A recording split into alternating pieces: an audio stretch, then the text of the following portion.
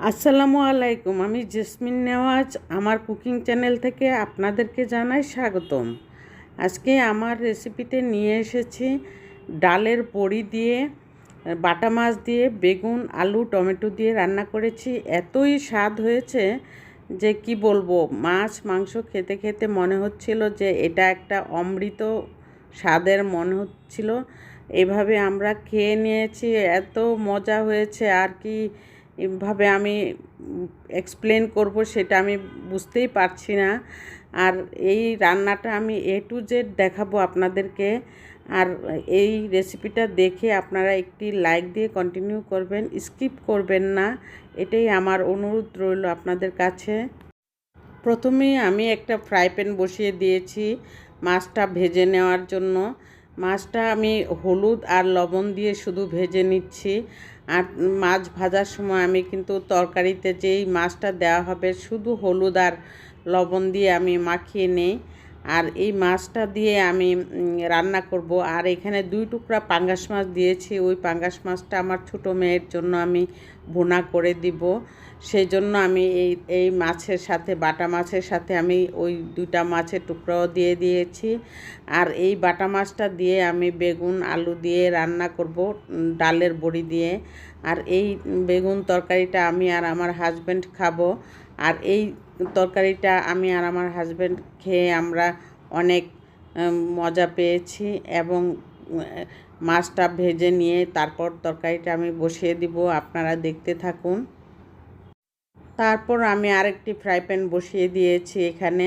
এই ফ্রাই প্যানের মধ্যে একটু তেল দিয়ে আমি ডালের বড়িগুলি ভেজে নিচ্ছি। ডালের বড়িগুলি তো বাজার থেকে আনা হয়, অনেক সময় ধুলাবালির কারণে একটু পানি দিয়ে একটু ভালো করে ধুয়ে নিলাম। ধুয়ে তারপর আমি ভেজে নিলাম। ভেজে নিলে ডালের বড়িটা একটু আস্ত আস্ত থাকবে।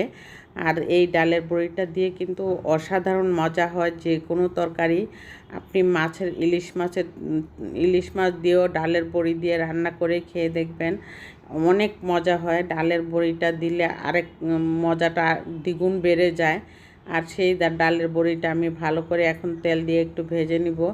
ভেজে নেওয়ার পরে ডালের বড়িটা একদম মনে হচ্ছিল যে একটু নরম হয়ে গেছিলো। তারপরে এখন আমি ভেজে নিলাম ভালো করে।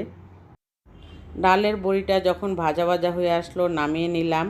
নামানোর পরে আমি একটি সসপ্যান বসিয়ে দিলাম। এখানে আমি পুরো তরকারিটা রান্না করব। এর জন্য দিয়ে দিলাম আমি এখানে 1/2 কাপ তেল দিয়ে দিয়েছি। তেল দেওয়ার পরে আমি পরিমাণ মতো পেঁয়াজ দিয়ে দিলাম। পেঁয়াজ দেওয়ার পর ভাজা ভাজা হয়ে আসলে পেঁয়াজটা তখন আমি মশলা দিয়ে থাকি, কারণ ভাজা ভাজা না হয়ে থাকলে পেঁয়াজটা দাঁতে লাগবে। সেজন্য আমি পেঁয়াজটা একটু নরম হয়ে আসার পরেই কিন্তু আমি মশলা দিয়ে থাকি। এখানে আমি হলুদের গুঁড়াটা আমি একটু পরিমাণে বেশি দিয়ে থাকি তরকারির মধ্যে, তাহলে কালারটা অনেক সুন্দর আসে। এই কালারটার জন্য কিন্তু হলুদটা আমি তেলের মধ্যে ছাড়ি। তেলের মধ্যে ছাড়লে একটু হলুদের নাড়াচাড়া করার পর তরকারিতে আর হলুদের কাঁচা গন্ধটা আর থাকে না। তারপর আমি এখানে পানি দিয়ে অন্যান্য মশলাগুলি দিয়ে দিলাম। মরিচের গুঁড়া, ধনিয়ার গুঁড়া, ভাজা জিরার গুঁড়া, লবণ, এই মশলাগুলি দিয়ে কষিয়ে আসলে পরে আমি তরকারিগুলি দিয়ে দিলাম। বেগুনটা দিয়ে দিলাম। বেগুনের মধ্যে আমি একটা আলু কেটে দিয়েছিলাম। বেগুন মাছ দিয়ে রান্না করলে আমার একটা আলু না দিলে আমার ভালো লাগে না। আর সেজন্যই আমি একটা আলু অন্তত কেটে দিয়ে দিই। এই তরকারিটাই টেস্ট হয়ে যায় মনে হয় আলুটা একটু দিলে। আর যদি না দেই তাহলে মনে হয় কি যেন একটা বাকি রয়ে গেল। আর সেই জন্যই আমি আলুটা একটু বেগুনের মধ্যে ভালো লাগে আমার দিতে। আর দেওয়ার পর আমি এখানে মাছগুলি দিয়ে দিলাম। মাছগুলি বেশ বড় ছিল, সেজন্য আমি 2 টুকরা করে নিয়েছি। আর যদি পুরাটা মাছ যদি আমি এভাবে দিয়ে দিতাম ডেকচিতে তাহলে মাছটা ভেঙে যেত। সেজন্য আমি 2 টুকরা করে দেওয়ার পরে ফলে সুন্দর হয়েছে আরও তরকারিটা। আর এই মাছটা দিয়েই আমি আজকে রান্না করব। সাথে আমি একটা টমেটো দিয়ে দিলাম। দেওয়ার পর আমি এই পানিটুকুতেই আমি রান্নাটা করব আজকে। আর কোনো পানি আমি এখানে দিব না। তরকারিটা প্রায় হয়ে এসেছে। আমি মাঝে একবার নাড়াচাড়া করে দিয়ে দিয়েছি। তখন আমি এখন ডালের বড়িগুলি দিব। দিয়ে আমি চুলাটা একদম কমিয়ে অনেকক্ষণ চুলায় একটু নিভু নিভু করে আমি চুলাটা জালটা কমিয়ে দিব, কারণ ডালের বড়িগুলি যাতে মশলা ঢুকে যায়।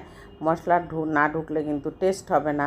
আর বেশি প্রথমে যদি আমি ডালের বড়িগুলি দিয়ে দিতাম তাহলে কিন্তু ডালের বড়িগুলি একদম ভেঙে গুঁড়া হয়ে যেত।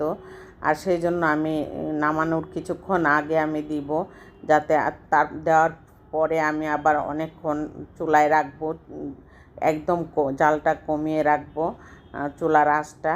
আর এরপর মশলা ঢুকে গিয়ে ডালের বড়িটার টেস্ট হয়ে যাবে। সেজন্য আমি এখানে এখন ডালের বড়িগুলি দিয়ে আমি ঢেকে রাখবো। তারপর আমি ধনিয়া পাতা দিয়ে নামিয়ে নিব নামানোর আগে। আর এভাবে ঢেকে রাখবো। আর আপনারা আমার ভিডিওটা দেখার পর সাবস্ক্রাইব করে যাবেন। এখন আমার পুরোপুরি মাছটা হয়ে গেছে। আর আজকে আমি ধনিয়া পাতা দেইনি, ভাবলাম যে ডালের বড়ি টড়ি দিয়ে রান্না করেছি, আজকে ধনিয়া পাতা ছাড়াই রান্না করলাম। কারণ বলেছিলাম ধনিয়া পাতা দিব, তারপরে দেখি ফ্রিজ থেকে বের করে ধনিয়া পাতাগুলি নষ্ট হয়ে গেছে, সেই জন্য আর ধনিয়া পাতা দিলাম না। ভাজা জিরা গুঁড়া তো দিয়েছি, আর ধনিয়া পাতা না দিলেও চলবে। আর এই তরকারিটা দেখুন এখন কত সুন্দর হয়েছে। আর এই তরকারিটা আমার খুবই পছন্দের। আমার হাজব্যান্ড আমি দুজনেই আমরা খুব পছন্দ করে খেয়ে থাকি ডালের বড়ি দিয়ে। ডালের বড়িটা কিন্তু বেগুনের ক্ষেত্রে বেশি মানায়, সেজন্যই আমি দিয়ে থাকি। আর আমার ভিডিওটা আপনাদের ভালো লাগলে সাবস্ক্রাইব করে অল বাটনে ক্লিক করে নোটিফিকেশান অন করে রাখবেন, তাহলে আমার ভিডিওটা আপনাদের কাছে সামনে চলে আসবে। আর আপনারা আমার ভিডিওটা দেখে নেবেন, কমেন্ট করে জানাবেন কেমন হয়েছে আমার তরকারিটা। আজকের মতো বিদায় নিচ্ছি। আল্লাহ হাফেজ।